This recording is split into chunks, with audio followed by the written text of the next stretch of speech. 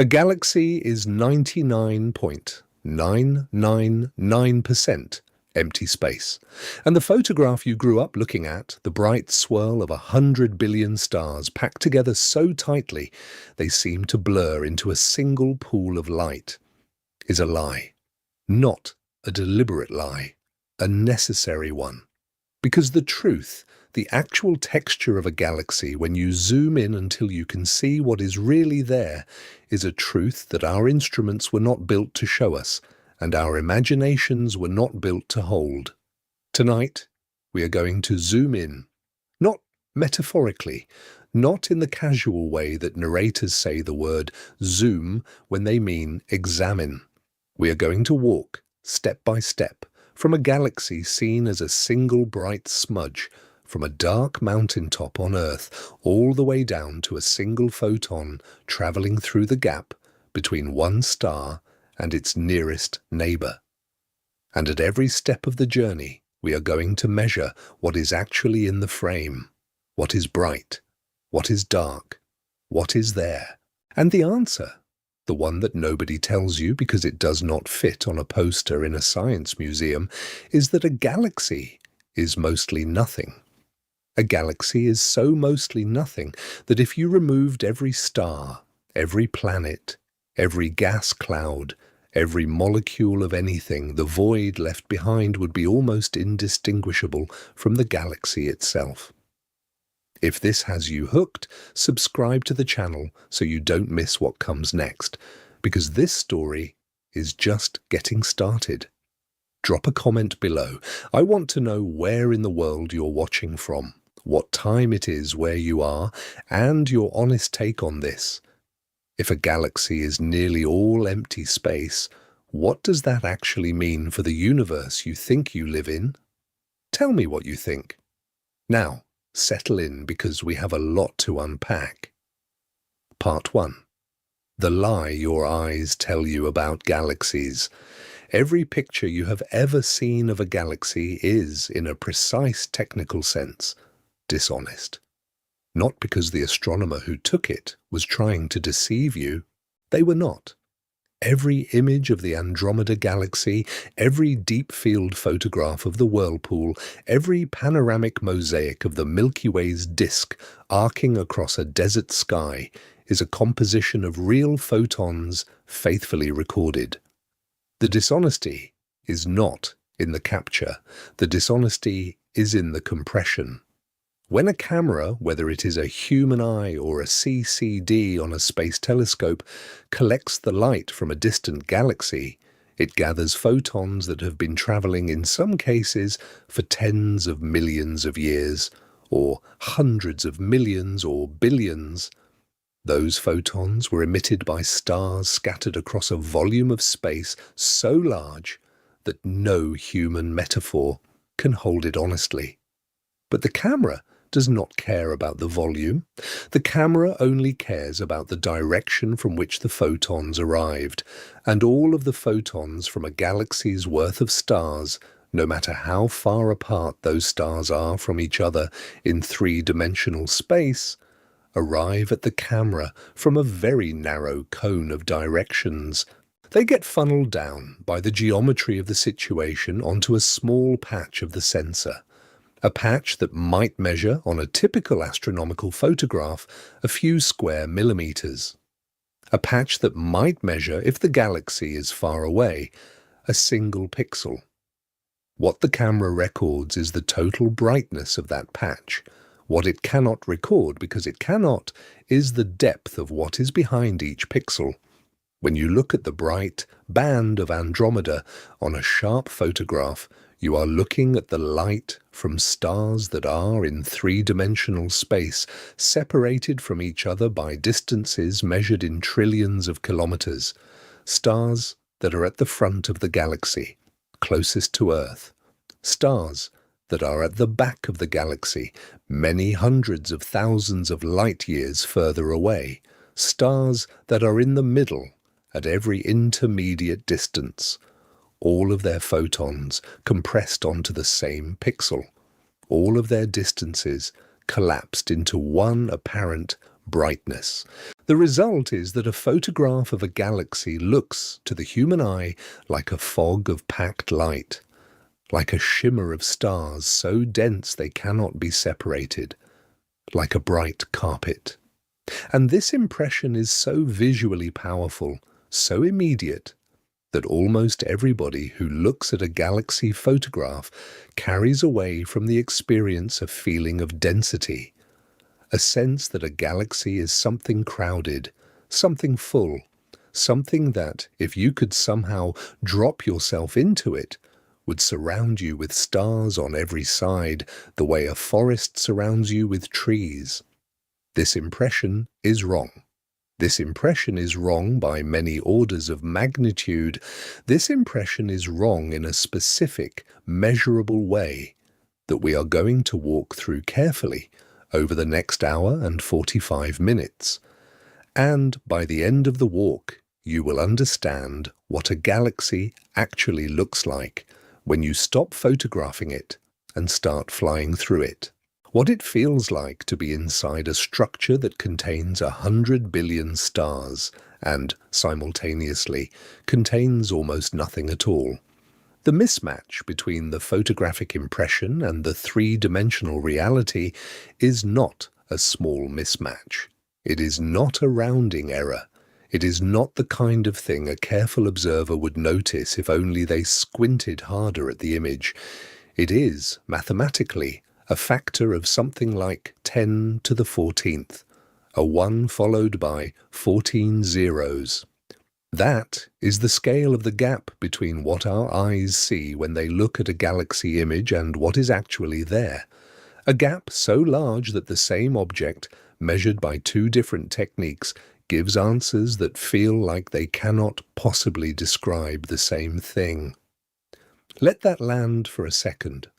The galaxy you picture in your mind and the galaxy you would encounter if you could fall into one are separated as mental models by a factor of 100 trillion.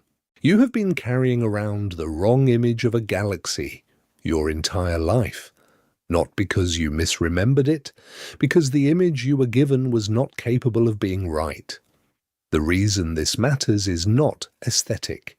It is not simply that the popular picture of a galaxy is inaccurate.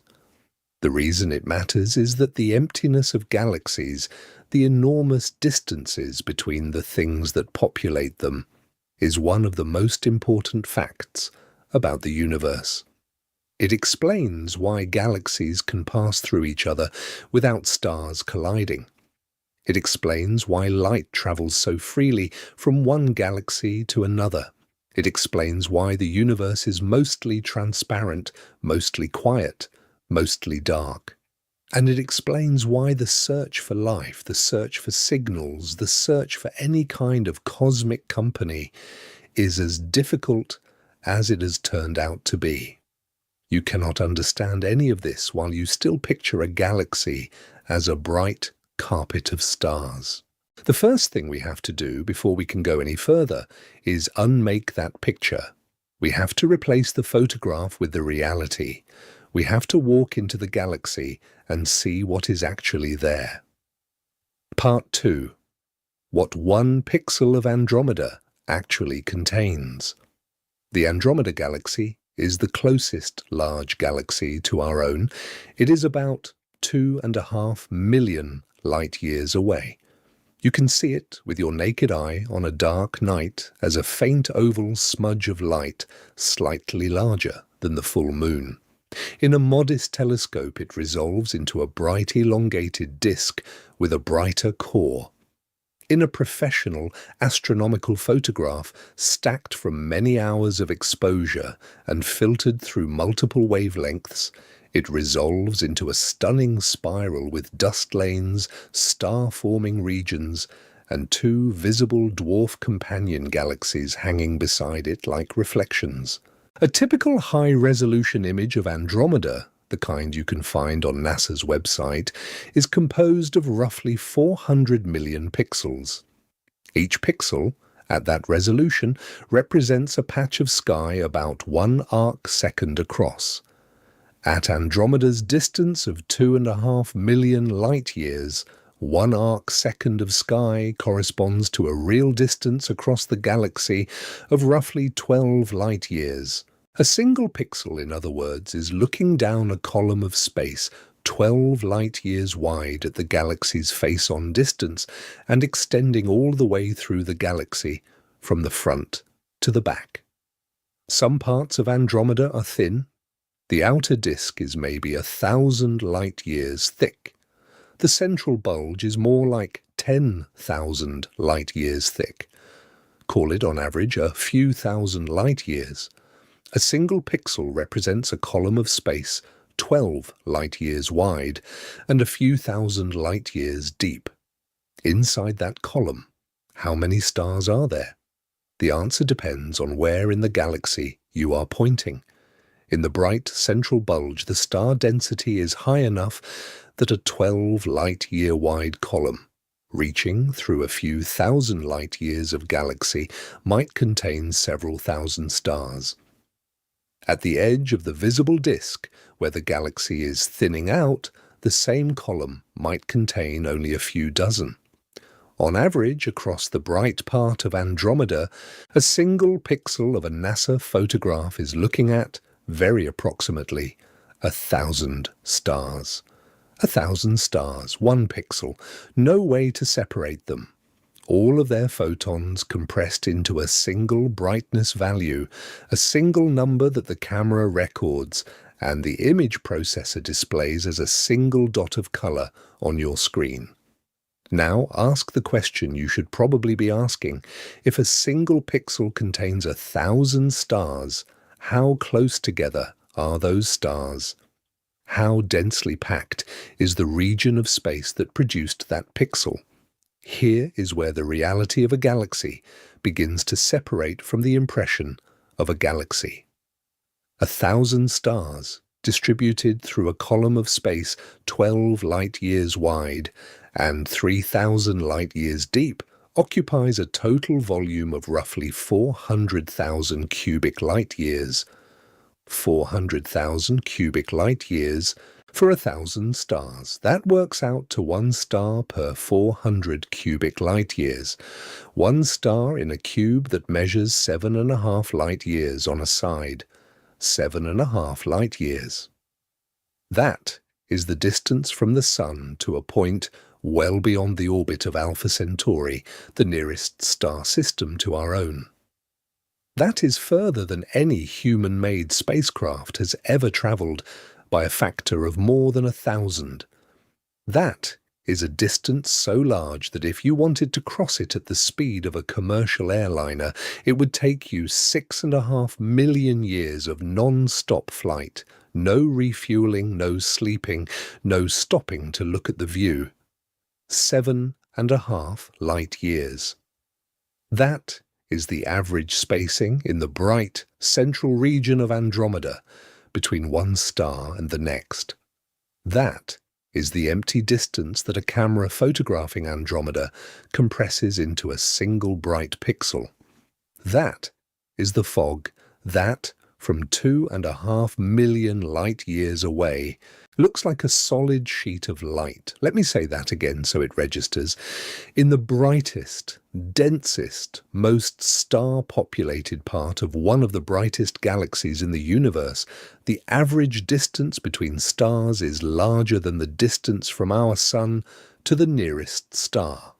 And that star, the nearest one to us, is already so far away that we have never been to it, and we probably never will. If we took the entire population of 1,000 stars in 1 pixel of Andromeda and laid them out in a simple three-dimensional grid, each star would be closer to 7.5 light-years from its nearest neighbour than to any other star in the grid.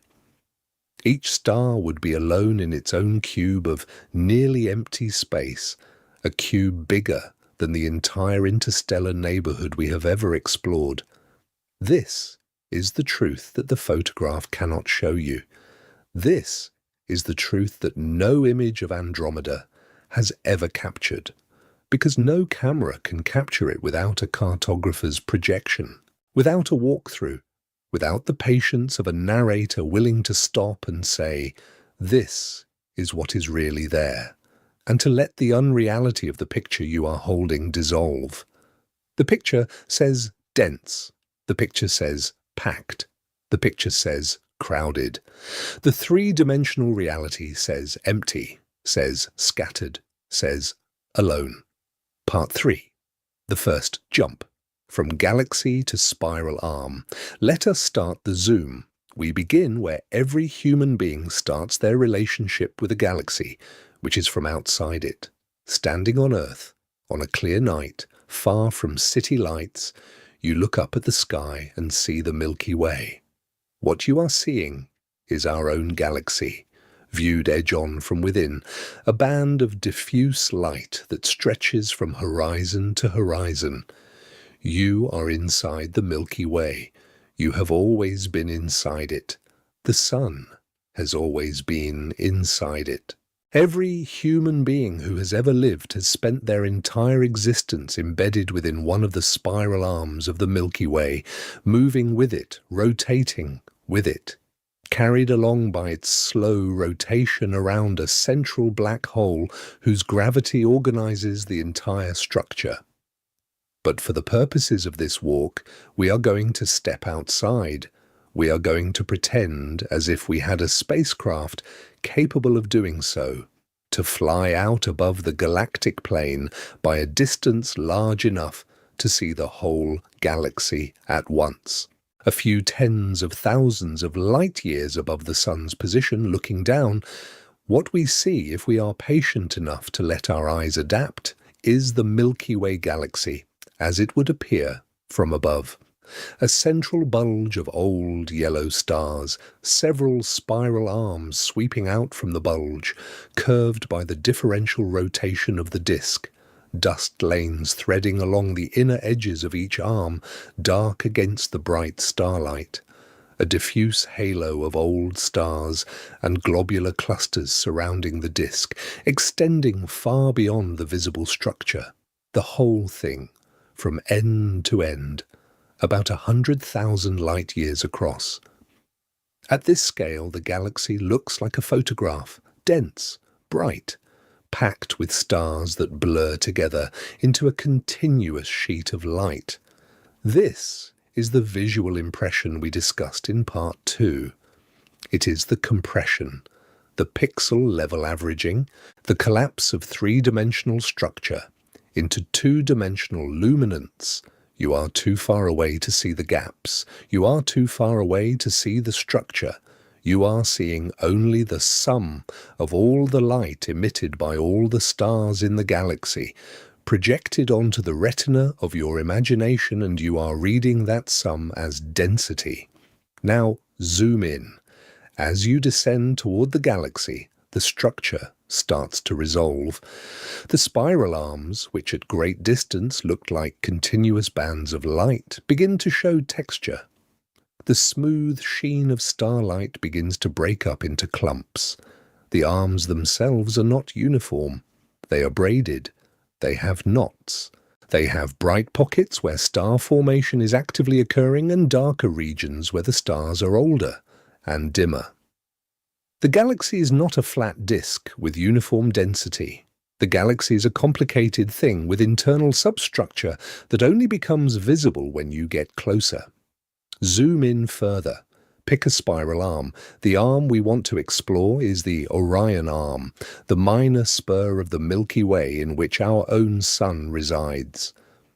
As you descend toward the Orion arm, the arm itself begins to resolve into individual brightness centers, clusters, associations, groups of stars that formed together from the same molecular cloud, and that are drifting through the galaxy as loose, gravitationally unbound, traveling companions.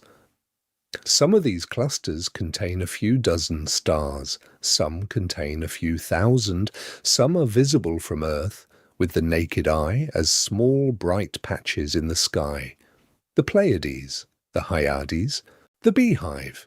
These are real objects that you have seen, you just did not know they were pieces of the Orion arm. Zoom in further. Between the bright clusters, what is there? The answer is the thing that galaxy photographs cannot show you. Between the bright clusters, there is space. Vast, almost empty space. Space filled with a very thin scattering of individual stars, one every few light years or so. Space threaded with filaments of interstellar gas and dust. Some of them organized into nebulae where new stars are forming, most of them spread out so diffusely that you would have to look for kilometers to find a single hydrogen atom.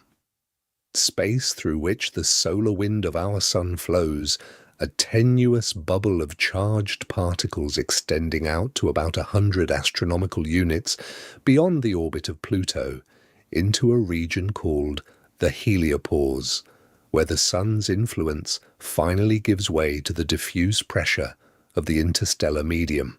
At this zoom level, the Orion Arm is no longer a bright band. It is mostly darkness threaded with sparse stars.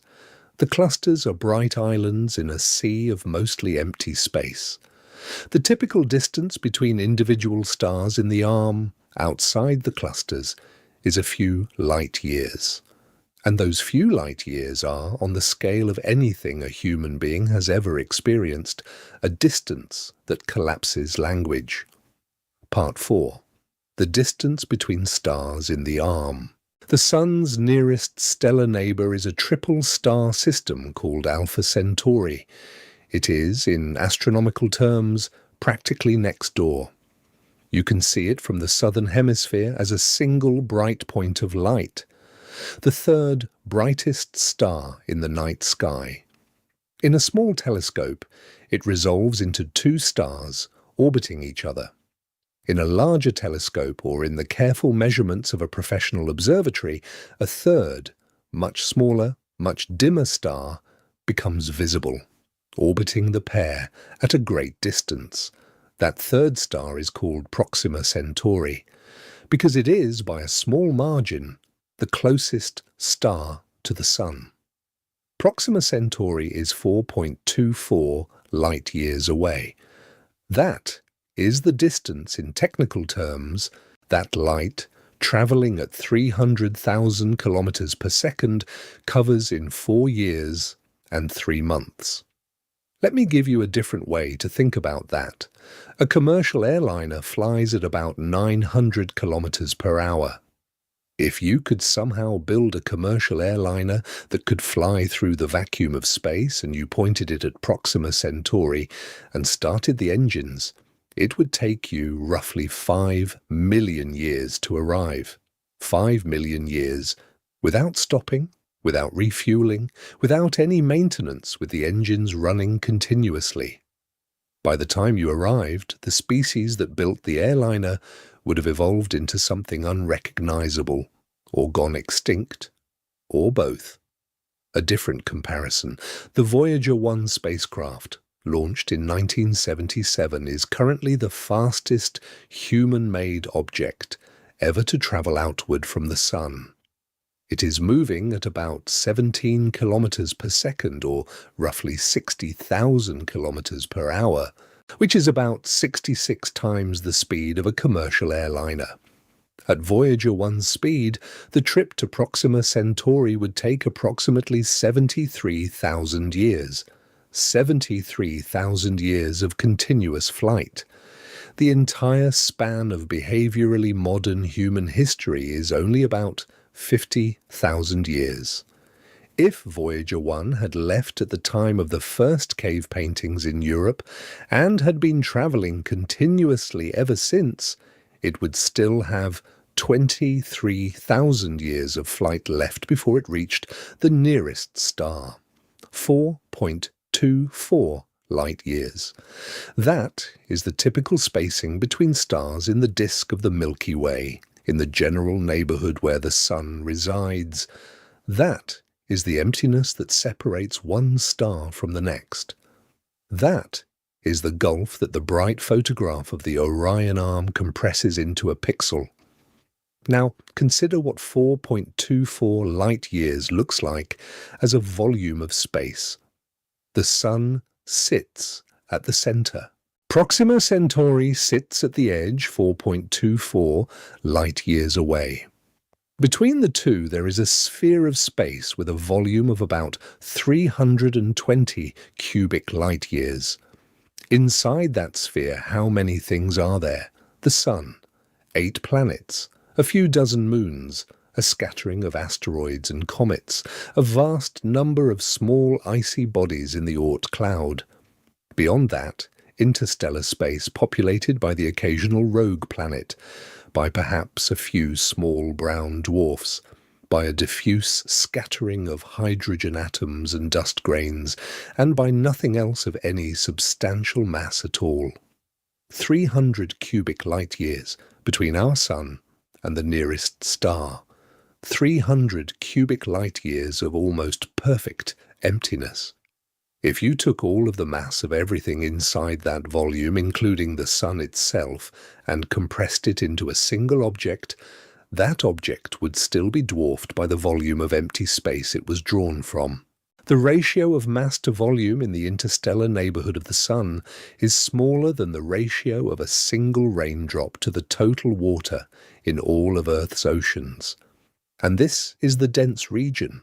This is the disk of a spiral galaxy, where stars are relatively common. This is the arm, the bright part of the picture, the place where the photograph shows a carpet of light. In the empty space between galaxies, the density is lower still, by factors that escalate the number faster than ordinary English can keep up with. Part 5. The cubic parsec that is almost perfectly empty. Let us stop for a moment and introduce a unit that astronomers use more often than light-years, even though it is less familiar to most people. It is called a parsec. A parsec is a distance of about 3.26 light-years, defined by a specific geometric relationship having to do with the apparent motion of stars across the sky. A cubic parsec, then, is a volume of space roughly 34 cubic light-years. In the general neighborhood of the Sun, the density of stars is about 1 star per cubic parsec. 1 star in 34 cubic light-years. 1 star in a volume of space that, if you tried to walk across it at the speed of light, would take you more than 3 years to traverse in any direction. 1 star in a cube of space so large that human language does not have a built-in word for its scale. What is in the rest of the cubic parsec? That is the question we should be asking, because the answer is what makes the galaxy empty. The answer is almost nothing. A cubic parsec contains, on average, about 1.5 atoms of hydrogen per cubic centimeter of space. That sounds like a lot. Atoms are small.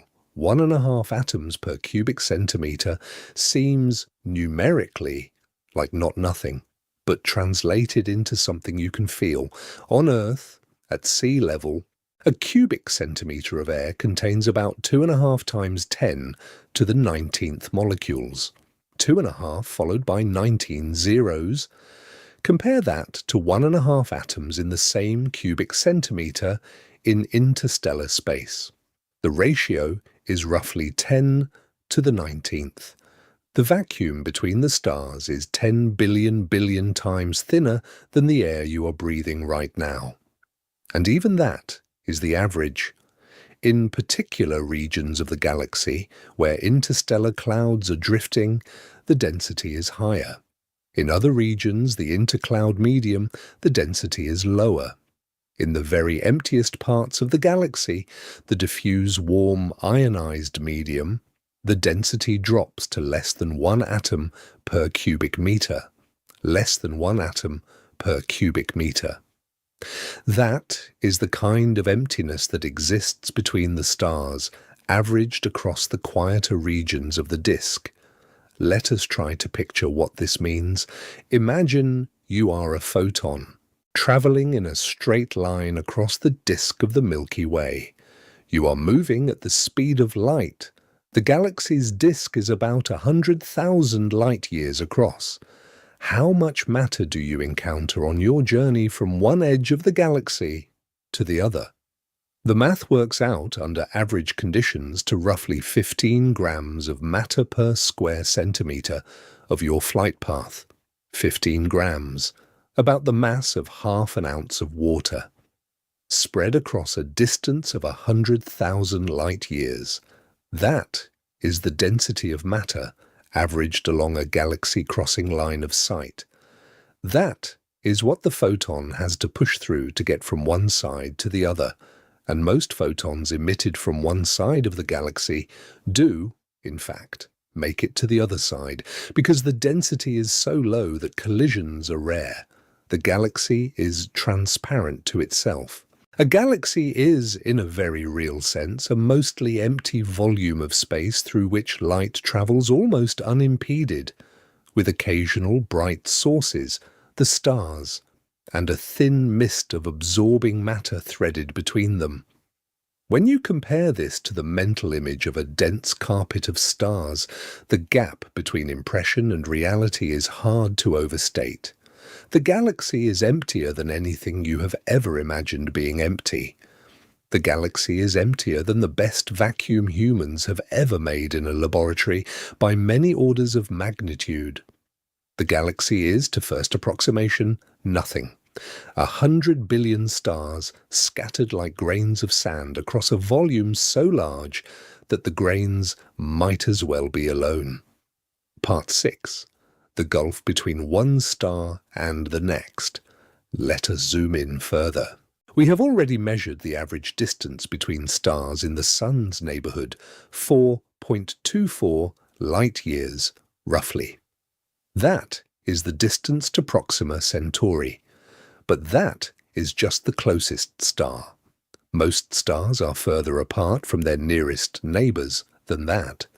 The Sun, as it happens, is in a slightly below average density region of the galaxy, in a volume of space called the local bubble, which is a region of reduced gas density, carved out by supernova explosions that occurred a few million years ago.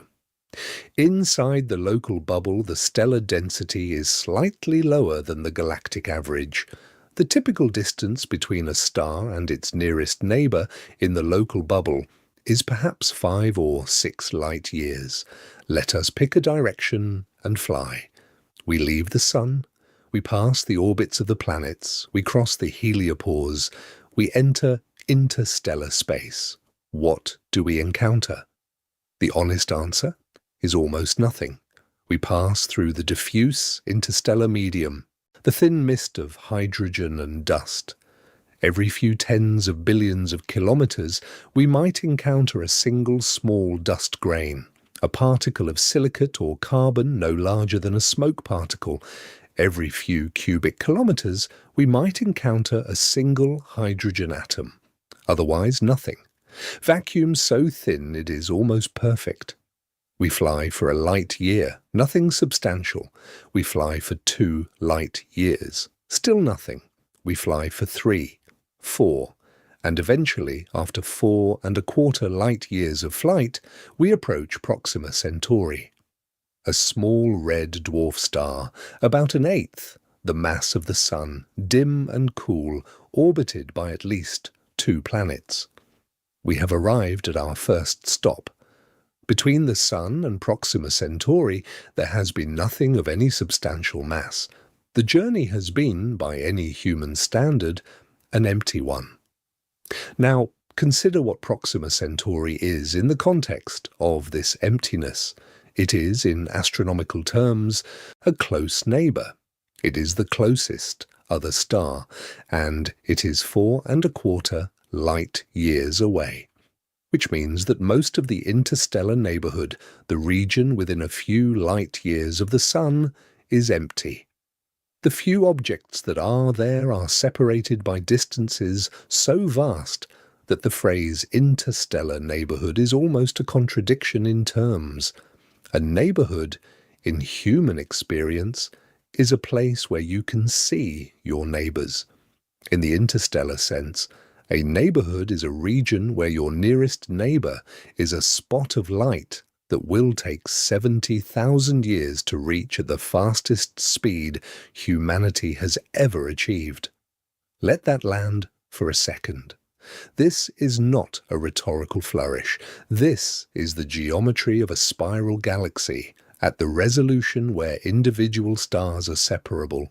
The stars are not packed together. The stars are not close. The stars are separated by gulfs of emptiness so large that every star is, to every other star, effectively unreachable on any timescale a biological organism can relate to. Each star sits in its own vast bubble of interstellar space, visiting the others only across spans of time that dwarf every timescale of life, every timescale of civilization, every timescale we have been given by our own existence to measure. Part 7. What light actually encounters on its journey? When we say that a galaxy is transparent to its own light, what we mean in specific physical terms is this. A photon emitted by a star on one side of the galaxy, traveling at the speed of light, can reach a star on the other side of the galaxy without being absorbed or deflected in the vast majority of cases. The photon does not bump into anything. The photon does not get scattered off of anything. The photon does not encounter any object large enough or dense enough to meaningfully interact with it over a journey of 100,000 light years. How rare is an interaction? Extremely rare. The cross-section of a hydrogen atom is about 10 to the minus 17th square centimeters. The density of hydrogen atoms along a typical galactic line of sight is about 1 per cubic centimeter on average, dropping to much lower in diffuse regions. Multiply those numbers together over a path length of 100,000 light years, and you find that the probability of a single hydrogen atom intercepting a given photon is somewhere around 1 in 1,000. Most photons make it across without ever encountering an atom. Most atoms sit undisturbed in their little patches of interstellar vacuum, while beams of starlight pass through them without either being affected. This is what it means for a galaxy to be mostly empty. It means that light travels through it almost unimpeded. It means that gravity is the only force that connects the stars to each other, and that connection operates across distances so large that it takes the orbital period of stars around the galactic center to be measured in hundreds of millions of years. It means that if two galaxies collide, which does happen, and is happening between the Milky Way and Andromeda, over the next several billion years, the stars of the two galaxies will pass through each other without colliding. No stellar impacts, no direct hits. The galaxies will interpenetrate like two clouds of mosquitoes flying through each other. The densities are so low that the probability of two stars hitting each other during a galactic merger is essentially zero. Zero. Think about that for a moment. Two galaxies, each containing hundreds of billions of stars moving through each other at hundreds of kilometers per second, and not a single pair of stars statistically is likely to physically hit another. The galaxies disrupt each other's shapes. Gravity pulls individual stars onto new orbits. The cumulative tidal forces reshape both galactic disks into wild plumes and streamers, but the stars themselves never touch. The emptiness is so thorough that even in the most violent galactic event short of a merger with a supermassive black hole, individual stars are safe. This is one of the stranger facts about the universe, and it is also one of the most reliable. The emptiness protects us. The vast interstellar distances mean that whatever happens elsewhere In the galaxy, most of it does not reach us. Supernovae explode, neutron stars collide, black holes accrete matter with spectacular violence, and we, embedded in our corner of the Orion Arm, mostly watch it all from far away, receiving the filtered, diluted, distant light as we go about our small-scale lives on a small-scale planet around a small-scale star. The interstellar medium is, among many other things, a kind of quiet room, a cosmic soundproofing, a void that softens everything. Part 8. The density illusion explained. By now, you may be asking a reasonable question. If galaxies are mostly empty, if stars are separated by gulfs of light years, if the density is so low that even galactic collisions do not produce stellar impacts, then why do galaxies look so bright? Why does the photograph of Andromeda show such a thick carpet of light? Where is all the light coming from, if there is so little there? The answer is a subtle one, and it is the answer that ties together everything we have walked through so far. The light comes from a huge number of stars, each one of which is very bright in its own right. One star, like our Sun, is an unimaginably powerful object. The Sun emits about 4 times 10 to the 26th watts of energy continuously for billions of years. That is a quantity of energy so large that it defies everyday comparison. It is the output of several billion of the largest nuclear power plants humans have ever built, sustained for the age of the Earth. 1 star.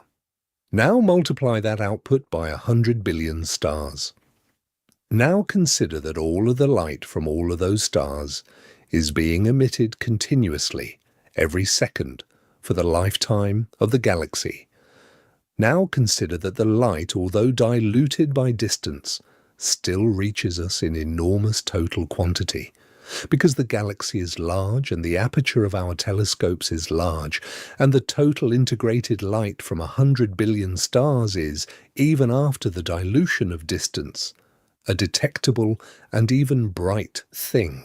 In other words, the galaxy is bright because of the number of stars, not because of their density. 100 billion very bright things spread across a very large volume still produce a lot of total light. The light, compressed onto a two-dimensional image, creates the impression of density. But the density is an impression. The galaxy is bright and mostly empty at the same time. These two facts are not in conflict. They are two different measurements of the same object, viewed through two different techniques, producing two different but equally true descriptions of what is there. It is the difference between a photograph and a walkthrough. A photograph captures integrated light. A walkthrough captures three-dimensional occupancy. Both are real. Both tell you something about the object, but they tell you different things. And if you confuse one for the other, you will end up with a mental model of a galaxy that is off by 100 trillion, which is what most people have, which is the lie we were born into, which is the correction that this walk is meant to undo. When you understand that the galaxy is bright because it has 100 billion bright stars, not because those stars are close together, the universe starts to make more sense. You stop being surprised that light takes a long time to travel from one star to another. You stop being surprised that interstellar travel is hard. You stop being surprised that the search for extraterrestrial civilizations has not yet produced results. The emptiness of the galaxy is the reason all of these things are true. The emptiness of the galaxy is the geometry of the situation. It is the actual shape of the place we live in. Part 9. What darkness means at cosmic scale. There is a word that astronomers use carefully, a word that does not quite mean what it means in ordinary English. The word is dark. When an astronomer says that a region of space is dark, they do not necessarily mean that no light is there. Light is almost always somewhere.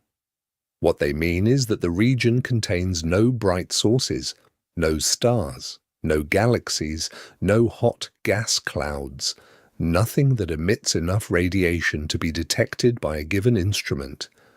Darkness, in the astronomical sense, is a statement about the absence of sources, not about the absence of photons. The galaxy, by this definition, is mostly dark. Most of the volume of a spiral galaxy is not occupied by any bright source. The dark regions between the stars, the interstellar medium, is transparent and mostly empty. It is crossed by photons from the bright sources, photons that pass through it and continue on their way, but it does not itself produce light. It does not glow. It does not shine. It is dark in the astronomer's precise sense of the word, and the darkness, measured as a fraction of the galaxy's volume, is enormous. The fraction of a typical spiral galaxy that is occupied by actual stars, by the physical bodies of hot, glowing suns, is a number so small that it is easier to state as a ratio. The ratio of stellar volume to galactic volume for the Milky Way is about 1 part in 10 to the 20th, 1 part in 100 billion billion. That is the fraction of the galaxy that is stars. The other 99.99999999999% is empty. Let that land for a second. 99.9 followed by 10 more 9% of a galaxy, by volume, is empty space. If you want to find stars, you have to search. If you want to find empty space, you only have to point anywhere, any direction. Most of the volume is empty. The stars are exceptions, bright points scattered across a vast darkness that constitutes the actual substance of the galaxy. Part 10. The Solar System as a Scale Model. Before we keep zooming out into the galaxy, let us zoom in one more time past the star into the solar system itself. Because the solar system contains, in miniature, the same lesson we have been walking through on the galactic scale. The solar system is mostly empty space. The objects in it, including the sun, including the planets, occupy such a tiny fraction of the total volume that the mental picture most people carry of the solar system is, again, wrong by orders of magnitude. The sun, at the center, has a radius of about 700,000 kilometers. That is a large object. Not the largest object in the universe, not by a long stretch, but large by any planetary standard. The sun's radius is about 109 times the radius of the Earth. If you scaled the sun down to the size of a basketball, the Earth would be a pea about 26 meters away, and Neptune, the farthest planet, would be a marble almost 800 meters away. That is the scale of the planetary part of the solar system. At a basketball-size sun, 800 meters, a marble in a field, the furthest planet. Most of what is in between is empty. Between the sun and Mercury, empty. Between Mercury and Venus, empty. Between Venus and Earth, empty. Between Earth and Mars, empty. Except for the asteroid belt, which is itself so sparse that space probes can be flown through it without any special precautions because the odds of hitting anything are vanishingly small. Between Mars and Jupiter, vast emptiness. Between Jupiter and Saturn, emptiness. And on outward, through Uranus and Neptune, and out into the Kuiper belt, and out into the scattered disk, and out into the Oort cloud, all the way to the edge of the sun's gravitational influence, which is somewhere around 2 light years from the sun itself. 2 light years. That is the scale of the Sun's domain. From the center of the Sun outward to the farthest icy bodies that still orbit it is about 2 light-years of mostly empty space. And the outer part of that volume, the Oort cloud, is so sparsely populated that current estimates place the density at less than 1 cometary body per cubic kilometre in the densest regions, dropping to less than 1 per 1,000 cubic kilometres in the outer reaches. A person could stand on an Oort cloud comet and see, most of the time, nothing but the distant Sun, a bright point no brighter than a typical planet viewed from Earth, and beyond it, the unchanging backdrop of the stars. This is what the solar system actually looks like. Not the textbook diagram where the orbits of the planets are drawn as concentric circles on a single page, creating the impression of a compact assembly. The textbook diagram is a schematic, not a map. The real solar system, laid out at true scale, stretches across a volume of space almost unimaginably larger than the sum of the sizes of the objects in it. Between each planet is an interval of emptiness so vast that spacecraft have to coast for years to cross it. Between the outer planets and the heliopause is an even larger interval. Between the heliopause and the next star is an interval larger still. And the emptiness of the solar system is not empty of things. It is just empty enough that, on human scales, the things are effectively undetectable. A few comets, here and there, a scattering of dust, a very thin solar wind, gradually losing pressure as distance from the Sun increases. The occasional interstellar object that drifts through from outside, like Oumuamua in 2017 or 3I/Atlas more recently. These are the things that fill the emptiness. They are so rare relative to the volume that for most purposes the solar system is a vacuum, punctuated by a few rocky and gaseous exceptions. This solar system, with its long intervals between planets and its even longer reach out to the Oort cloud, is nested inside an interstellar neighbourhood of 4 to 5 light-years of near-perfect emptiness to the nearest other star. And that neighbourhood is nested inside a spiral arm of the galaxy, which is itself nested inside the galaxy as a whole. At every scale, the pattern is the same. A few bright or solid objects surrounded by vast volumes of nothing much. The hierarchy of emptiness repeats at every level of the zoom. Part 11. What Milkomeda will actually look like. 4 billion years from now, give or take, the Milky Way and Andromeda are going to collide. This is one of the few predictions in astronomy that can be made with real confidence, because we can measure Andromeda's motion toward us directly through Doppler measurements of its approach velocity and proper motion measurements of its sideways drift. The two galaxies are moving toward each other at about 110 kilometers per second. They are about 2.5 million light-years apart. Do the arithmetic, and the collision becomes inevitable on a timescale of a few billion years. But what does a galactic collision actually look like? This is where the emptiness we have been walking through becomes beautifully relevant, because a galactic collision, contrary to what the word collision implies, is not a crash. It is not a smashing. It is not two solid objects hitting each other and breaking apart. A galactic collision is the passage of two enormous, mostly empty volumes of space through each other, with the occasional gravitational perturbation and almost no direct physical impact. When Andromeda and the Milky Way collide, the stars of each galaxy will pass through the stars of the other galaxy without any of them, statistically, touching. The probability of a direct stellar collision during a full galactic merger is so small that astronomers can calculate it exactly, and the answer is that you would expect, at most, a handful of stars out of the combined hundreds of billions to end up within grazing distance of each other. In most cases, even those near encounters would be passages at distances much larger than the sizes of the stars themselves.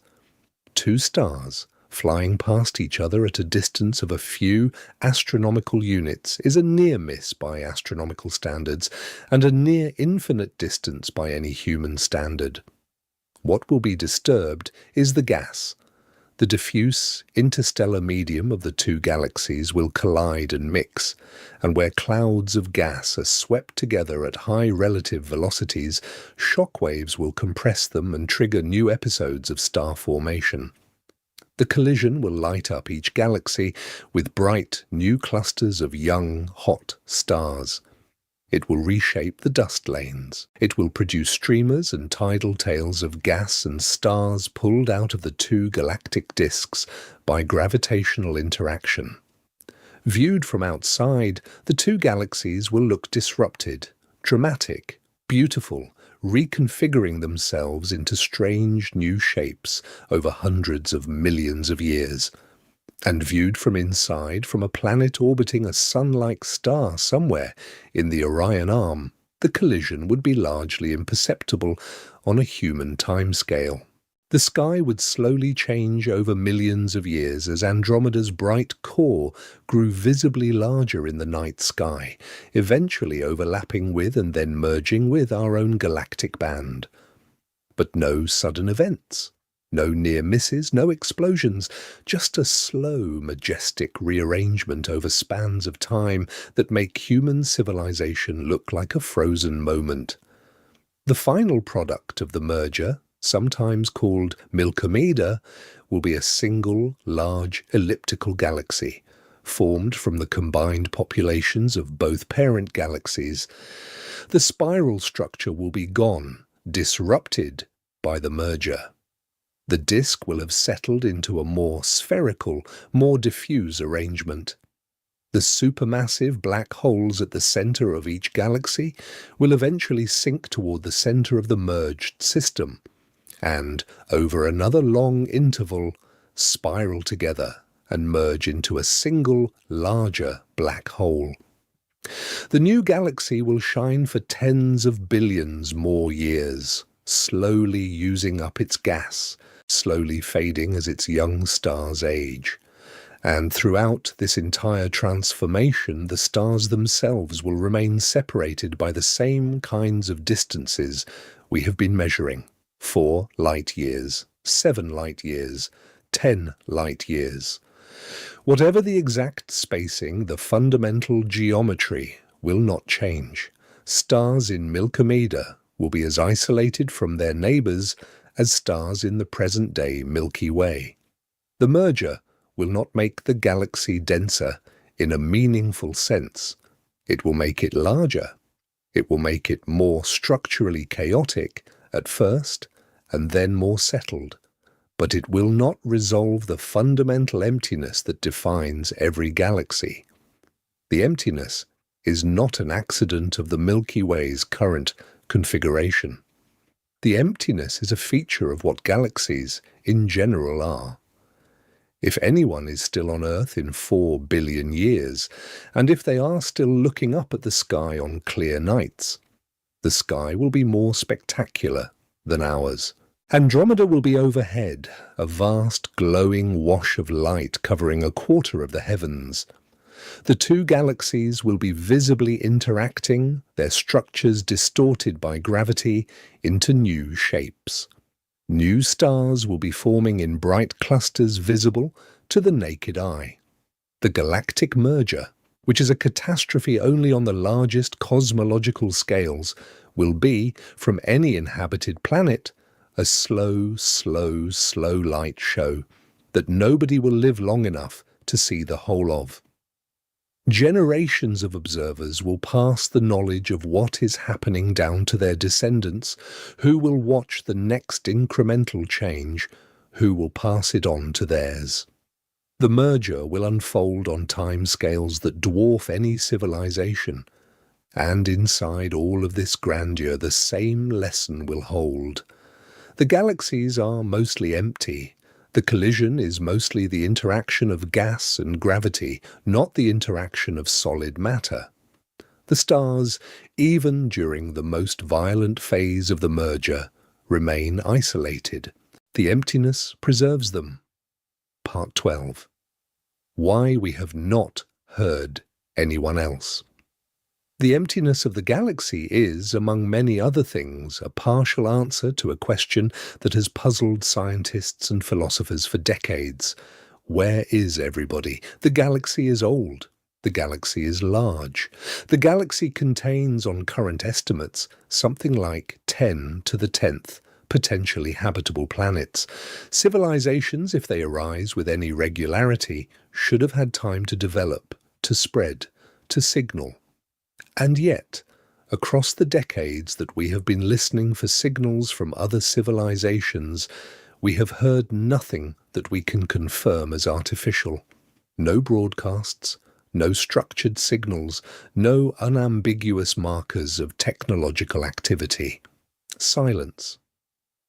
The emptiness we have walked through in this video does not answer the question by itself, but it provides a piece of the context that any answer has to fit into.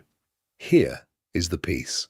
Even if there were a technological civilization transmitting at the power of our most powerful radar transmitters, operating on another planet orbiting another star in the Milky Way, the signal reaching Earth would be, by the time it arrived, extraordinarily faint. A civilization 1,000 light-years away, broadcasting at our current power levels, would produce a signal at Earth that is below the detection threshold of every radio telescope currently operating. A civilization 10,000 light-years away, operating at our power levels, would be completely undetectable with existing technology. The distances are the problem. The emptiness is the problem. The galaxy is large and signals weaken as they spread out across that largeness, according to the inverse square law of radiation propagation. A signal strong enough to be heard across a galaxy-spanning distance would need to be intentionally, ferociously powerful, orders of magnitude more powerful than our own strongest transmitters, designed specifically to reach across the emptiness. And there is no reason to assume that every civilization out there has chosen to build such beacons, or has the energy budget to power them, or has survived long enough as a technological society to maintain them. The emptiness of the galaxy is not a proof that we are alone. It is a reason that, even if we are not alone, we might still not have heard anyone. The silence we experience when we listen to the sky is consistent with many different realities. A universe in which life is extraordinarily rare. A universe in which life is common, but intelligence is rare. A universe in which intelligent life is common, but technological civilization is rare. A universe in which technological civilization is common, but sustained broadcasting is rare. A universe in which broadcasting does occur but is drowned in the background noise of the galaxy, undetectable to our current instruments. Each of these possibilities is, in its way, a different face of the same geometric fact. The galaxy is large. The stars are far apart. Light and signals weaken as they travel. The emptiness of the medium is what shapes all of it. Before we can answer the question of whether anyone else is out there, we have to accept that the place we are searching in is so vast and so empty that finding a single whisper against the quiet is harder than most people have intuitively understood. The emptiness is not a verdict on cosmic loneliness. The emptiness is the background against which any search has to take place, and it is the reason that the search has been, so far, so unfruitful. Not because nothing is there necessarily, because nothing is close enough and loud enough and aimed in the right direction and arriving at the right moment to have reached our ears yet. This is the second-order meaning of the emptiness we have been walking through. The galaxy is mostly nothing, and the nothing has practical consequences for the kinds of questions we are able to ask and to answer. It shapes our isolation, it shapes our silence, it shapes the honest limits of what we can know about the rest of the universe, from the small position we occupy within it. Part 13. The photon's journey. Let us end the zoom the way we began it, but reversed. We started by imagining a photograph of a distant galaxy collapsed onto a pixel, and we unpacked what was actually inside that pixel. Now let us follow the reverse path. Imagine a photon emitted from the surface of a star somewhere in the disk of the Milky Way. That photon's journey, from the moment of emission to the moment of absorption or escape, is a journey through the emptiness we have been describing. Let us walk with it. The photon is born in the photosphere of a star. The photosphere is a thin layer, only a few hundred kilometers deep, where the star's interior plasma becomes transparent enough for light to escape.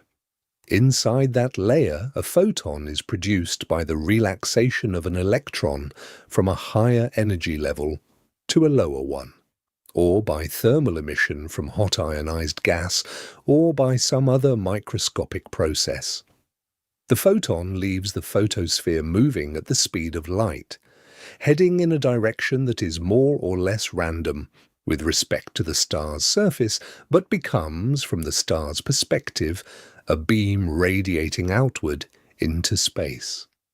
The photon passes through the star's chromosphere, a low-density layer above the photosphere, where the temperature rises mysteriously, and then through the corona, an even hotter and even less dense outer atmosphere where the solar wind is launched.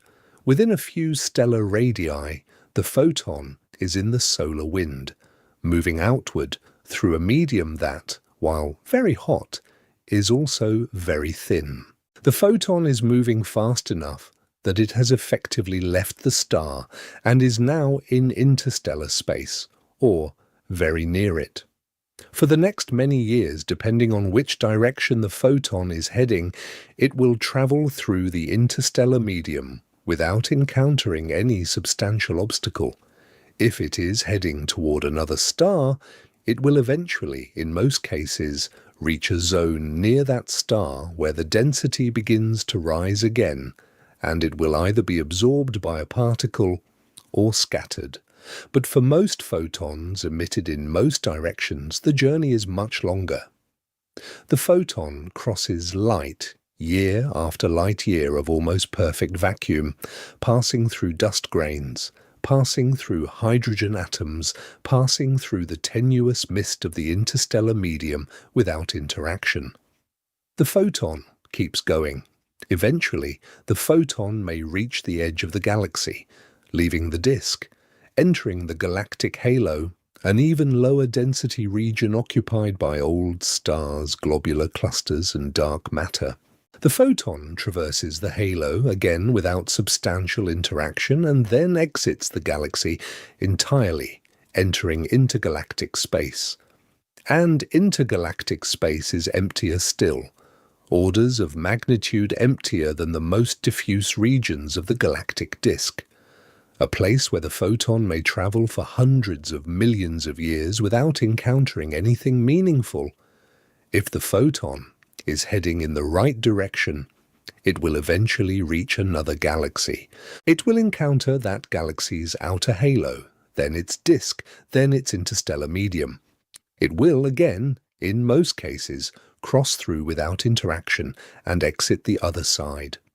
Or, more rarely, it will be absorbed by a star, or a planet, or a telescope. If the photon lands on a telescope, it gets counted.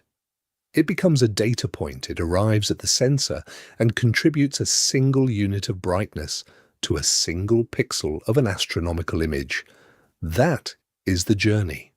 From the photosphere of a star in one galaxy, across interstellar space, across intergalactic space, across perhaps another galaxy's disk, to the sensor of a telescope on a planet orbiting another star in another spiral arm of another galaxy. A journey of millions of light years, a journey of millions of years, and in all that time, in all that distance, the overwhelming fraction of the photon's path is through emptiness, vacuum, interstellar medium, intergalactic medium, almost nothing. The photon passes through almost nothing on its way to the sensor. And when we look at a deep field image, we are looking at the photons that made this kind of journey and happen to end up at our telescope. Each of those photons has a story. Each of them is a survivor.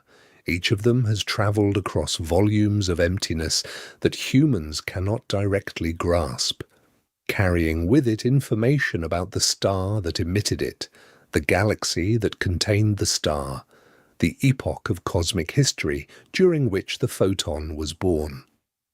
And all of this information is available to us now, because the emptiness is transparent, because the galaxy is mostly nothing, because light can travel across galactic distances without being interrupted. The emptiness is not a deficiency. The emptiness is what makes astronomy possible. A denser galaxy would absorb its own light. A denser universe would be opaque. The visibility of the sky, the transparency that allows us to see galaxies billions of light years away, is a direct consequence of the fact that space, at every scale, is mostly empty. The same emptiness that isolates stars from each other and civilizations from each other is also the emptiness that allows light to reach us from the edge of the observable universe. We can see deep because the universe is thin. We are alone because the universe is thin. Both facts come from the same geometry. This is the balance we live inside. The galaxy is mostly nothing, and the nothing lets us see everything. The nothing lets photons travel for billions of years without being stopped. The nothing lets the sky on a dark night be filled with the light of stars whose emission events are millions or billions of years old. The nothing connects us across enormous distances to every luminous object in the cosmos. And the nothing also holds us apart from every other possibly inhabited world, making us isolated, making our search for company difficult, making the reality of cosmic loneliness, whatever its ultimate shape, a consequence of the same thin geometry that makes astronomy possible in the first place. Every time you look at a galaxy, remember this: the galaxy is mostly nothing. The nothing is what makes the galaxy visible. The nothing is what makes the journey of its photons possible. The nothing is the actual substance of the universe. The stars are the rare, beautiful exceptions to the larger rule of quiet and distance. And we, here, on Earth, under our thin blue sky, are one of those rare exceptions looking up at all the others, across the vast, transparent emptiness that separates us and connects us at the same time. Part 14. The dark halo you cannot see. There is a piece of the galaxy we have not yet talked about, and it is, in terms of mass, the largest piece of all. Everything we have been zooming into so far, the stars, the interstellar medium, the spiral arms, the disk, the central bulge, all of that together accounts for roughly 15% of the total mass of the Milky Way. The other 85% is something else, something that does not emit light, something that does not interact with electromagnetic radiation of any kind that we have been able to detect. Something that, in terms of the emptiness we have been measuring, adds a new layer to the question of what the galaxy actually is. It is called the dark matter halo. and it surrounds the visible galaxy in a roughly spherical cloud that extends far beyond the disk, far beyond the visible halo of globular clusters and old stars, far beyond any point you would mark on a photograph as the edge of the galaxy. The dark matter halo of the Milky Way, based on the kinematics of satellite galaxies and the rotation of the outer gas disk, extends out to roughly 300,000 light-years from the galactic center. That is 3 times the diameter of the visible galaxy. A sphere of invisible gravitating material, holding the whole visible structure inside it like a walnut inside a large piece of fruit. What is dark matter made of? We do not know. We have been searching for decades. We have built detectors deep underground to look for the rare interactions of dark matter particles with ordinary atoms. We have built particle accelerators to try to produce dark matter candidates in controlled collisions. We have stared at the cosmic microwave background and at the rotation curves of galaxies, and at the structure of galaxy clusters, all looking for signatures of what the dark matter is. And after 40 years of this work, we know what dark matter is not more than we know what it is. It is not ordinary matter.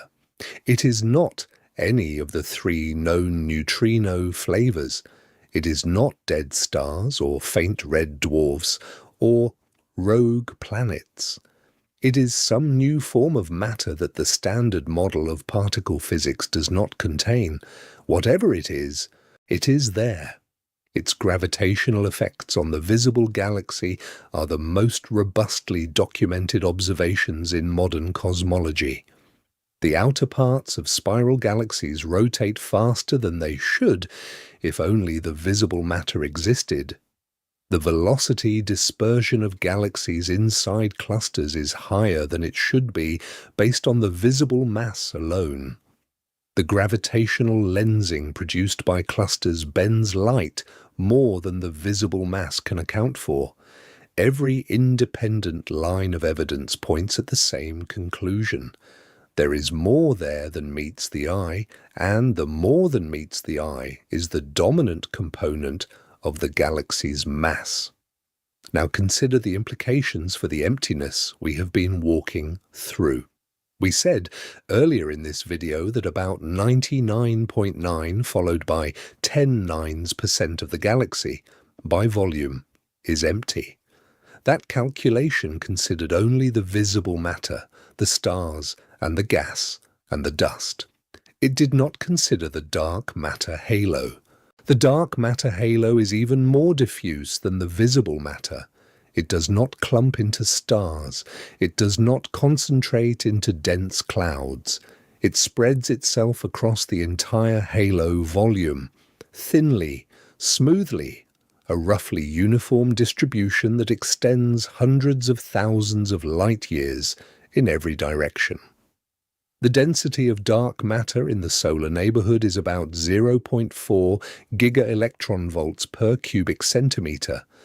In more everyday units, that works out to roughly 1 dark matter particle of the kind most theories predict, every few cubic centimeters. A handful of particles per liter of space, thinner than the air we breathe by a factor almost too large to state cleanly. And this density is the highest you find anywhere near the Sun. Further out in the halo, the density drops further still to values that approach 0 at the outer edge.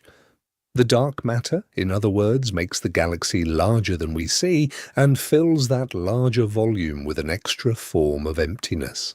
A different kind of emptiness, an emptiness filled with something, yes, but something whose somethingness is so faint and so diffuse that it cannot be seen, cannot be touched, cannot be interacted with by any of the chemistry of life. The dark matter halo is there. We know it is there. We cannot see it. We cannot feel it. And the galaxy, properly understood, is not a structure that ends at the outer edge of the visible disk. The galaxy is the whole halo, extending 3 times further than the visible part, filled with a ghostly presence that we infer but cannot directly observe. This is another layer of what the galaxy looks like when you zoom in. Not just mostly empty in the sense of having vast gaps between stars, also extending into an even larger volume where the dark matter lives, which is itself almost perfectly empty, which contains the bulk of the galaxy's mass but produces none of its light. The galaxy is a bright, small visible part embedded inside a vast invisible part, and the invisible part is, by mass, by volume, by any reasonable accounting, the actual galaxy. The visible part is the tip of the iceberg, the glow that emerges from the bulk. Every time you look at a galaxy photograph, remember that you are seeing only the luminous fraction of a much larger structure. The structure you see is embedded inside a dark halo that extends 3 times further than the picture shows. The picture captures the bright part. The actual galaxy includes the part that does not photograph. Part 15. The scale of the whole zoom. Let us take one last walk. Start with a photograph of Andromeda hanging on a wall. In the photograph, the galaxy is a bright pinwheel, about the size of a dinner plate. It is dense, it is packed, it is beautiful, and it is deeply wrong about its own geometry. Let us imagine now that we could walk into that photograph, that we could step through the print and onto the surface of the image at the edge of the visible disk and begin to explore. At first, nothing seems strange. The photograph at the scale of the entire galaxy is a reasonable summary. As we begin to move toward the center, we see spiral arms resolving out of the general glow. We see bright clusters emerging from what had looked like smooth gradients. We see dark lanes of dust threading through the brightness, unmistakably showing the texture of the disk. The galaxy is starting to look real, but then we zoom in further. We pick a spiral arm and we zoom past the clusters, past the bright pockets of star formation, into the space between the clusters. And what was brightness at the broad scale becomes, at this scale, darkness threaded with distant points of light. The arm itself, which at zoomed-out scale looked like a continuous glowing river, resolves into mostly space, sprinkled with stars that are, at the resolution we have reached, separated from each other by distances that feel impossibly large. We keep zooming. We pick one of the distant points, we move toward it. The point resolves into a star, and the star turns out to have a solar system of its own, with planets and moons and asteroid belts and comet clouds. And we zoom further. We pick a planet, we move toward it. The planet resolves into a world with continents and oceans and clouds and weather. And we zoom further, and we land on the surface. And we find, if the planet is the right kind, grass and trees and animals and perhaps even people, and if one of those people is looking up at the sky, we realize that we have closed the loop. The sky they are looking at is the same sky we are looking at, the same galaxy, the same vast empty structure. The whole zoom is possible because of the emptiness. Every step we took, we were moving through mostly empty space. Between galaxies, empty. Between stars in the galaxy, empty.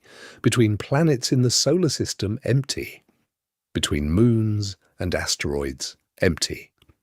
The zooming through is possible because the structure is, at every scale, dominated by vacuum. The objects are exceptions, small, dense things embedded in much larger volumes of nothing. The emptiness is the medium through which everything moves. And now, here is the final question. If we started on the surface of a planet, zoomed out through the solar system, through the galaxy, through the universe, all the way back to the photograph hanging on a wall, what have we learned about the photograph? We have learned that the photograph is a projection, a compression, a summary of a vastly more complicated three-dimensional reality. The photograph is not wrong in the sense of being fabricated. It is accurate about the total brightness of the galaxy integrated over the frame. But it is misleading about the density of the galaxy, about the spacing of the stars, about the sheer emptiness of the medium those stars are embedded in. The photograph tells you something true and, at the same time, hides everything else. This is the paradox of astronomical imaging. The photographs are honest, and the photographs are misleading. Both are true. The photographs record the light, and the photographs cannot record the space. The photographs are the only representation of distant galaxies we will ever have, and they leave out the thing that defines those galaxies more than anything else: the emptiness. If we want to know what a galaxy really is, we have to supplement the photograph with the walkthrough. We have to do what we have just spent an hour and 45 minutes doing. We have to zoom, we have to measure, we have to count the stars and calculate the distances and translate the numbers into metaphors we can feel. We have to build inside our own minds a model of the galaxy that is not constrained by what a camera can capture. This is not easy work. The mental model requires effort. It requires holding in the imagination volumes and distances that our ancestors had no occasion to develop intuitions for. But the work is worth doing. Because the real galaxy, the one with all the emptiness restored to it, is a more honest object than the galaxy of the posters. The real galaxy tells us something accurate about where we live. The poster galaxy, however beautiful, tells us something that is not quite true. And you are allowed to carry both in your head. You can love the photographs, you can enjoy the spiral arms of Andromeda, or the whirlpool, or the sombrero, rendered in all their compressed glory on the pages of books and the screens of computers. You can have those images, and you can still also have the knowledge that behind each image is a reality far stranger, far lonelier, far emptier than the image itself can show. Part 16. The exceptions to the emptiness. Everything we have walked through so far has been about how empty a galaxy is. The vast gaps between stars, the sparse interstellar medium, the dark halo that extends invisibly outward, the almost perfect vacuum through which light travels for millions of years without interruption. That has been the thesis. That has been the correction to the poster picture. But there are exceptions. There are places inside a galaxy where matter does concentrate, where objects do sit close together, where the emptiness gives way to something denser. Those exceptions are worth walking through because they help define the rule. They show you what a galaxy looks like when, for once, it is locally crowded. And they help you understand why the rest of the galaxy, by contrast, is as empty as it is. The most important exceptions are called globular clusters. A globular cluster is a tightly bound spherical collection of stars, typically containing anywhere from 100,000 to 1,000,000 members, all gravitationally bound into a compact ball, roughly 100 light-years across. Globular clusters are found mostly in the halo of a galaxy, orbiting the galactic center on long, slow, eccentric paths. The Milky Way has about 150 known globular clusters. Other large galaxies have more. What makes a globular cluster dense? The answer is that a lot of stars are packed into a small volume. A typical globular cluster has, in its core, a stellar density hundreds to thousands of times higher than the density of stars in the Sun's neighborhood. In some extreme cases, the core density can exceed 1,000 stars per cubic light-year, compared to roughly 1 star per 250 cubic light-years in the Sun's neighborhood. If you lived on a planet orbiting a star in the dense core of a globular cluster, your night sky would be different from ours in ways that are hard to imagine. Instead of a handful of visible stars at naked eye brightness, you would see thousands of bright stars distributed across the sky, many of them so close that they would appear to your eye as nearly disks rather than points. The night would not really be dark. The combined starlight would illuminate the ground faintly, casting soft, multi-directional shadows.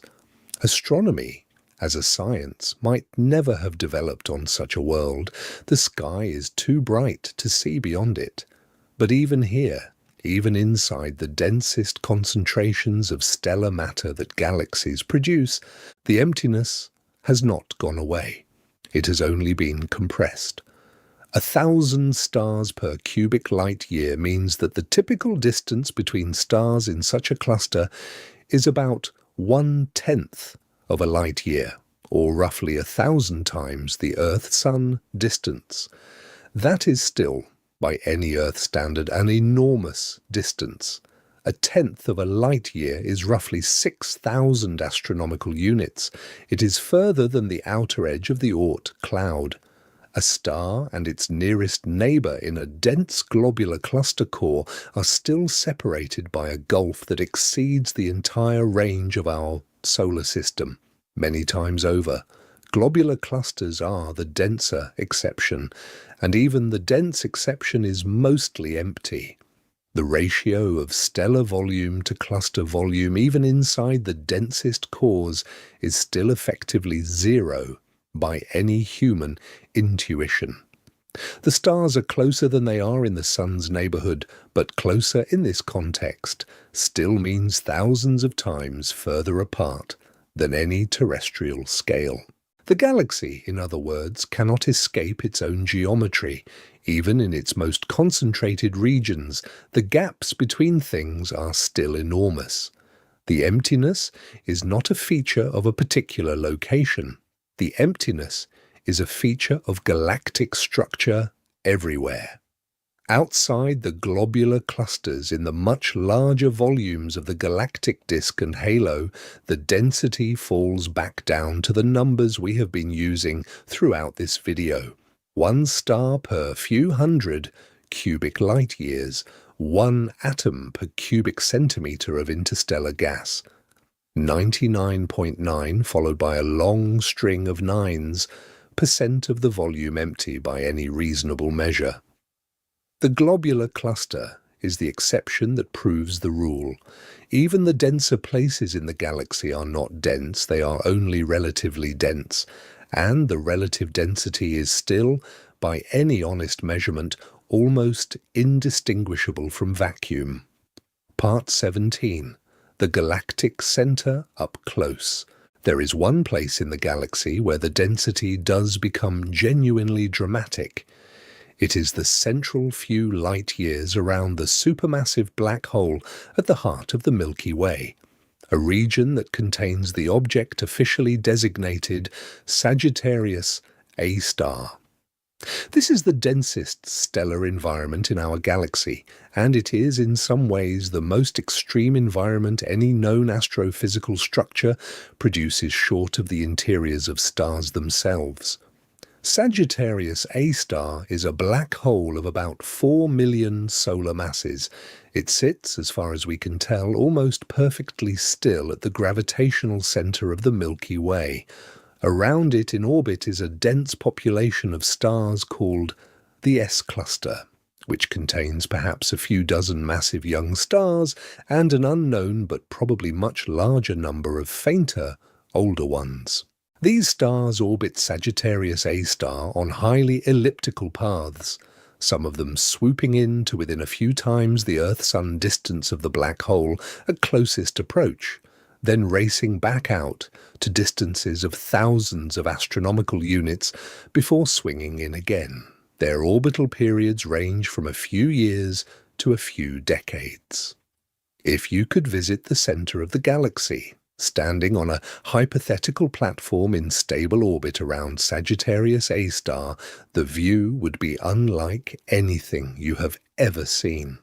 The sky would be filled with stars, not a few thousand as on a dark Earth night, but tens of thousands, packed together so densely that entire regions of the heavens would appear as continuous sheets of starlight.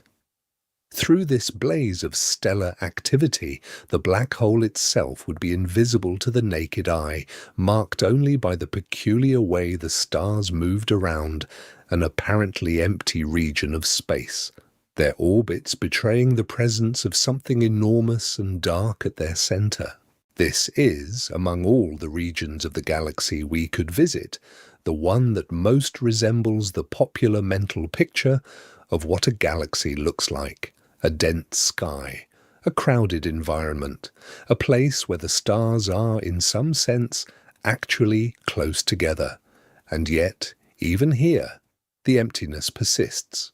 The density of stars in the central parsec around Sagittarius A star is roughly 100 million times the local stellar density in the Sun's neighborhood.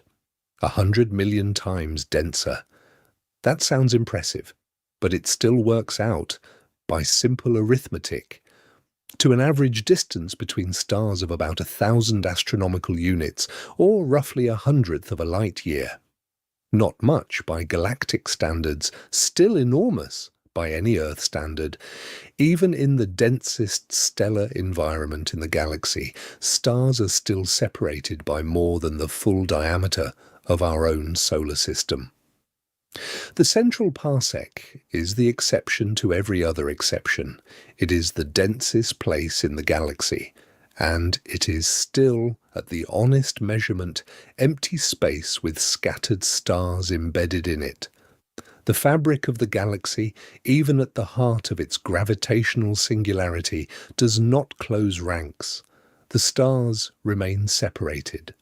The emptiness continues, in attenuated form, all the way down to the event horizon of the black hole itself. Beyond that event horizon, the geometry of space changes. The emptiness question no longer applies in any ordinary sense. What sits inside the event horizon is, by definition, outside anything our current physics can describe. But even approaching that boundary from outside, the galaxy we see is recognizable. A scatter of stars in a mostly empty volume, brighter and denser here than anywhere else. Still, fundamentally, the same kind of structure. Part 18. Rogue planets and the invisible population. We have been talking about stars as if stars were the only kind of object that fills a galaxy. They are not. Galaxies contain, by estimates that have been growing steadily over the last decade, at least as many rogue planets as they contain stars. Rogue planets are gas giants, rocky worlds, or intermediate-sized bodies that are not orbiting any star. They drift through interstellar space on their own, unanchored, cold. Dark, mostly invisible to any current instrument short of a gravitational microlensing event. How do rogue planets form? Two main ways. The first is that they form the way any planet does orbiting a young star, but are then gravitationally ejected from their planetary system by interactions with other planets or with passing stars. The second is that they form on their own, by direct gravitational collapse from dense fragments of interstellar clouds, without ever having a host star at all. Both processes happen, both contribute, and the combined population of rogue planets in the Milky Way, based on microlensing surveys and theoretical modeling, is estimated at somewhere between 100 billion and 1 trillion objects, comparable to the total number of stars, possibly larger. What does this mean for the emptiness picture we have been building? It means that when we say the galaxy is mostly empty, we were being slightly generous about how crowded it is. In addition to the 100 billion stars and their handful of still-bound planets, there is an equal or larger population of free-floating dark worlds, some of which are Earth-sized, some of which are Jupiter-sized, all of which are effectively invisible.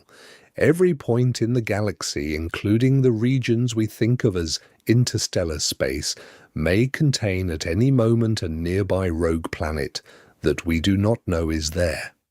But even with this correction, even adding 1 trillion more bodies to the galactic inventory, the emptiness does not meaningfully shrink. The reason is simple. 1 trillion rogue planets sounds like a lot, and it is. But distributed across the volume of the galaxy, 1 trillion objects in 7 million cubic kiloparsecs of space works out to a density so low that the average distance between a rogue planet and its nearest neighbor is still several light years. A rogue planet is not typically close to any star. A rogue planet is not typically close to any other rogue planet either. The rogue planet population is, like the stellar population, a sparse scattering embedded in a vast emptiness. Adding them to the galaxy does not make the galaxy crowded. It just adds another layer to the same sparse arrangement. And this matters because it tells us something about what the honest inventory of the galaxy looks like. The galaxy is not just stars. The galaxy is stars, and brown dwarfs, and rogue planets, and ejected asteroids, and dust grains, and diffuse gas, and dark matter, all distributed at various concentrations across an enormous volume. Most of that volume is still empty. Most of the dark objects are still far from each other. The galaxy remains, at honest measurement, mostly nothing. But the mostly nothing is, if we are being thorough, slightly more populated than the star-only count suggests. There are dark, cold, lonely worlds drifting between the stars, moving through the emptiness on trajectories that may never bring them into close contact with any other significant object. They, too, are part of the inventory of what a galaxy is, part 19. The view from a ship that could travel between stars, imagine as a thought experiment that we had built a spacecraft capable of traveling at 1/10 the speed of light. That speed is beyond our current technology by orders of magnitude. No propulsion system we have yet built or yet credibly designed could accelerate a macroscopic payload to that velocity. But suppose, for the sake of argument, that we had one. What would a journey between stars look like from the cabin of such a ship? The journey to Proxima Centauri, our nearest neighbor, would take about 42 years at 1/10 of the speed of light. 42 years of continuous flight. You would leave Earth. You would spend roughly a year accelerating. Then you would coast for 40 years through the mostly empty interstellar medium. Then you would decelerate, spending another year slowing down. And then, 42 years after departure, you would arrive in the Proxima Centauri system, ready to explore. What would you see during those 40 years of coasting? Almost nothing. The stars ahead of you and behind you would be slightly shifted in wavelength by the Doppler effect, blue shifted ahead and red shifted behind, but only slightly. At 1/10 the speed of light, the shift is modest. The stars would look basically like they look from Earth.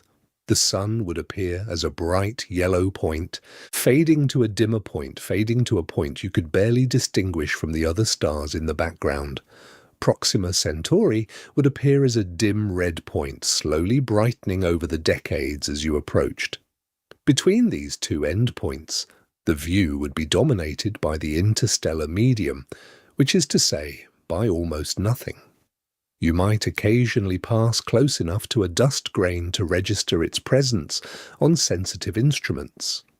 You might cross regions of slightly elevated density, thin clouds of hydrogen gas that the ship's shielding would easily deflect. You would not see stars closer than the endpoints because there are no stars in between. The gap between the Sun and Proxima Centauri, once you are inside it, is simply empty space stretching in every direction, with the two endpoint stars visible as distant points, and nothing else of significance to punctuate the view. 40 years of this. 40 years of almost identical view out every window of the ship. The stars drifting slowly across the sky as the ship's orientation and velocity gradually change. The Sun and Proxima Centauri, the two most important objects in the whole journey, both so distant for most of the trip that they are just points among points, and between them the emptiness, the void, the long patient crossing of a gap that, even at 1/10 the speed of light, takes decades of human time. This is what interstellar travel would actually feel like if we ever achieved the propulsion to attempt it. It would feel like emptiness. It would feel like a long, slow coast through almost nothing, with the occasional faint nebula or distant globular cluster visible as a small bright region in the distance, but nothing nearby, nothing touchable, nothing that would come close enough to be examined during the journey. The galaxy, at honest scale, is a place that punishes travellers with emptiness. Every trip is mostly coast. Every coast is mostly uneventful. Every destination is reached only after durations that strain biological timescales. We, as a species, have never taken a trip like this. Our longest human-scale journeys, the Apollo missions to the Moon, lasted about a week. The longest robotic missions, like Voyager and the Mars rovers, span decades but do not carry human crews. No human being has ever travelled for decades through mostly empty space toward a destination too distant to see clearly. And if we ever do, we will be doing it at the mercy of the galaxy's geometry. A geometry of vast distances, negligible densities, and long, slow crossings. A geometry that, whatever propulsion we invent, will always require time, will always require patience, will always remind us, through its unblinking emptiness, that the scale of what we are crossing is not a human scale. Part 20. The final measure. Let us try to say, in the simplest possible way, what a galaxy is when you zoom in all the way. A galaxy is a volume of space, roughly disc-shaped, roughly 100,000 light-years across, containing roughly 100 billion stars. Each star is, on average, about 5 light-years from its nearest neighbour. Each 5 light-year gap contains, for the most part, nothing. A thin mist of hydrogen and dust, yes. Occasional rogue planets, yes. A diffuse flux of cosmic rays and neutrinos and photons from all directions, yes. But no substantial mass. No solid objects. No places where a spacecraft could land. No structures that could be approached and examined. No matter that would resist the passage of an incoming beam of light. The galaxy, in this honest description, is not crowded. The galaxy is not packed. The galaxy is not a bright carpet. The galaxy is a sparse population of stars, each one brilliantly bright in its own right, but separated from its neighbours by gulfs of emptiness that no intuition native to Earth can fully hold. And the gulfs are transparent. The gulfs are thin. The gulfs are the medium through which all the light we see when we look up at the night sky travels, mostly unimpeded, from the stars that emitted it to the eyes or instruments that detect it. And inside this sparse arrangement we sit, on a small planet, around a small star, in a relatively quiet region of one spiral arm. looking out at the rest of the structure across the same emptiness that defines the structure, seeing only what is bright, because that is what our instruments can detect, missing most of what is there because most of what is there is dark. The galaxy is mostly nothing. That is the summary, 5 words. Everything else we have said in this video is elaboration and evidence and context for those 5 words. A galaxy is mostly nothing, and the nothing is the substance. When you look up at the sky tonight on a clear night far from city lights, and you see the band of the Milky Way stretching from horizon to horizon, remember this. You are looking at a 2-dimensional projection of a 3-dimensional emptiness scattered with bright points. The bright points are the stars. The emptiness is the overwhelming majority of what is there. Your eye, in the act of seeing, is collecting the photons from the bright points and rendering them as a band of light. Your eye cannot render the emptiness. The emptiness is the part that your brain, looking at the photograph your eye has produced, has to imagine. Imagine it. Take a long breath and imagine the gulfs. Imagine how far one star is from the next. Imagine the transparent rivers of space through which the light is traveling toward you right now, having been in flight for hundreds or thousands or tens of thousands of years. Imagine the slow, patient, geometric structure of a galaxy at rest, rotating majestically around its center, hundreds of billions of tiny bright points held in place by gravity, separated by vast, silent volumes of almost perfect nothing. That is your galaxy. That is the thing you live inside. That is the structure whose outer rim is not the edge of anything, but the beginning of a larger emptiness, stretching out to the next galaxy, and the next, and the next. That is the shape of the place you exist in, and you looking up at it are one of the rare points inside it where the matter has organized itself into something capable of looking up, of wondering, of measuring, of understanding what it is looking at. The galaxy is mostly nothing, and you are one of the small somethings embedded in it. That ratio, the ratio of the nothing to the something, is the shape of your situation. And understanding the shape, even incompletely, even for a few moments at a time, is what it means to take the sky seriously. To let the emptiness become as real as the brightness. To let the galaxy show itself honestly, instead of compressed into the dishonest summary of a photograph. Part 21. Beyond the galactic edge. We have spent this entire video inside a single galaxy, the Milky Way, our home. But there is one more piece of the emptiness picture worth saying out loud before we close, which is what happens when you leave the galaxy entirely. When you cross the outer rim of the visible disk and keep going outward into intergalactic space, what do you find? What you find, first, is the diffuse outer halo, old stars and globular clusters orbiting at great distances from the main disk, some of them 200,000 or 300,000 light-years out. These are the last stragglers, the final outer signs that you are still gravitationally tied to the Milky Way. The density of stars in this region is much lower than in the disk. Even by galactic standards, the outer halo is empty. You could travel for thousands of light-years in the outer halo without encountering any significant object. Keep going.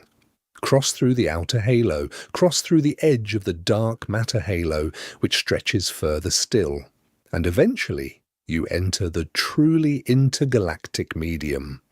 And the intergalactic medium is emptier than anything we have described so far. The intergalactic medium has an average density of about 1 atom per cubic meter. 1 atom per cubic meter. That is thinner than the interstellar medium of the galactic disk by a factor of about 1,000. That is thinner than any laboratory vacuum we can produce with existing technology. That is closer to perfect vacuum than anything that exists anywhere on Earth. And this is what you have to cross to reach the next galaxy. 2.5 million light-years of it to get to Andromeda. More for any other large galaxy. The nearest galaxy cluster beyond our local group is the Virgo cluster, about 54 million light-years away. The distance from the Milky Way to Virgo is 54 million light-years of near-perfect intergalactic vacuum. If you think the galactic disk is empty, the intergalactic medium is emptier still, and if the intergalactic medium is empty, the cosmic voids, the enormous dark regions of space between superclusters of galaxies, are emptier again. The universe at the largest scales is not a continuous fabric, it is a web. Filaments of galaxies strung across voids of almost perfect nothingness, voids tens or hundreds of millions of light-years across, through which you could travel in any direction and encounter nothing. No galaxy, no cluster, no structure of any kind. The emptiness we have been walking through, the 99.9 followed by 10 9% of the galaxy that is empty, is just a local sample of a pattern that extends all the way up to the largest scales of the universe. The universe, from the distance between stars all the way up to the distance between superclusters, is mostly nothing. At every scale we can measure, the density of luminous matter is vanishingly small compared to the total volume. At every scale, the rule holds. Emptiness is the medium. Brightness is the exception. This is the largest scale lesson the zoom can teach. When you zoom into the smallest scales, you find empty cubic parsecs with a single star embedded in each one. When you zoom out to the largest scales, you find empty voids with a single filament of galaxies embedded in each one. The structure is self-similar in its emptiness. At every scale of the universe, most of the volume is empty. The bright things are scattered sparsely across that emptiness. The ratios differ depending on the scale, but the qualitative picture does not change. The universe is mostly dark. The universe is mostly quiet. The universe is mostly space, with occasional luminous exceptions. And we, on our small planet around our small star in our relatively quiet arm of our relatively quiet galaxy, are one of those exceptions. We are a small bright something in a much larger, mostly empty field. We are, in cosmic terms, an outlier. A rare event, a corner of the universe where matter has clumped together densely enough and stably enough to support the kind of chemistry that eventually produces the kind of organism capable of looking up and noticing the emptiness. This is not a discouraging fact. It is a clarifying one. Understanding the emptiness at every scale does not make us smaller. It just clarifies where we are. We are where the matter is. The rest of the universe, which is to say most of it, is where the matter is not. And the contrast between where we are and where we are not is what gives our existence its particular shape. We are, all of us, inhabitants of the dense exceptions to the cosmic rule of emptiness. And from inside those dense exceptions, we look out at the rule itself. And we try, using instruments and imagination and patience, to understand what we are seeing. What we are seeing, if we let the zoom play out all the way, is a universe whose dominant feature is emptiness, whose most common substance is nothing, whose largest structures are voids, not filaments, and whose bright parts, the galaxies, the clusters, the stars, the planets, the organisms, are the minority condition. We are the rare case. And the rare case is where we live. The sky has a great deal to say right now, and it is saying most of it in silence. The silence is not the failure. The silence is the structure.